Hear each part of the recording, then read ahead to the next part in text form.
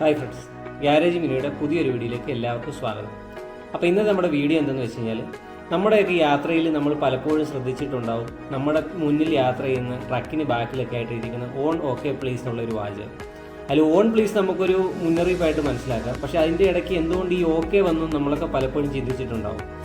ഇതിന് പിന്നിൽ ടാറ്റ ട്രക്കുകളുമായിട്ട് ബന്ധപ്പെട്ട് രസകരമായ ഒരു സംഗതിയുണ്ട്. നിങ്ങൾക്ക് പലർക്കും അറിയായിരിക്കും, എങ്കിലും ഞാനത് പറയാം. വേൾഡ് വാർ നടക്കുന്ന സമയം ഡീസലിന് കടുത്ത ഷോർട്ടേജ് വരുന്നു. ഡ്രൈവർമാർ അതിനൊരു പരിഹാരം കണ്ടെത്തി. മണ്ണെണ്ണ അഥവാ കെറസിൻ ഉപയോഗിച്ച് ട്രക്കുകൾ ഓടിക്കുക. പക്ഷേ കെറസിൻ്റെ ഉപയോഗം അത്ര സ്മൂത്തായിരുന്നില്ല. ഗുരുതരമായ സുരക്ഷാ പ്രശ്നങ്ങളും മലിനീകരണവും ഈ കെറസിൻ ട്രക്കുകളിൽ കൂടുതലായതിനാൽ പിന്നിലെ വാഹനങ്ങൾക്ക് ഒരു മുൻകരുതൽ എന്നവണ്ണം ഓൺ കെറസിൻ എന്നൊരു ബാഡ്ജിങ് നൽകാൻ തുടങ്ങി. ഇത് പിന്നീട് ഷോർട്ടായി ഓക്കെ എന്ന് മാത്രമായി.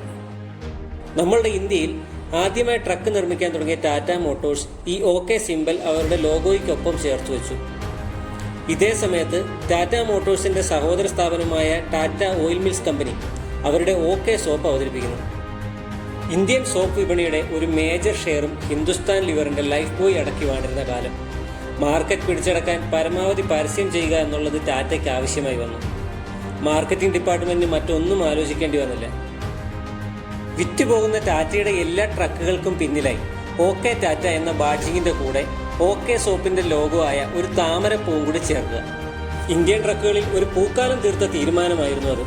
പിന്നീട് അങ്ങോട്ട് ഇറങ്ങിയ എല്ലാ ട്രക്കുകളിലും കാരണം എന്തെന്നറിയാതെ ഈ ഓക്കെ സിംബലും താമരപ്പൂവും ഓൺ പ്ലീസ് എന്നുള്ള മുന്നറിയിപ്പിനുള്ളിലായി കടന്നു വന്നു.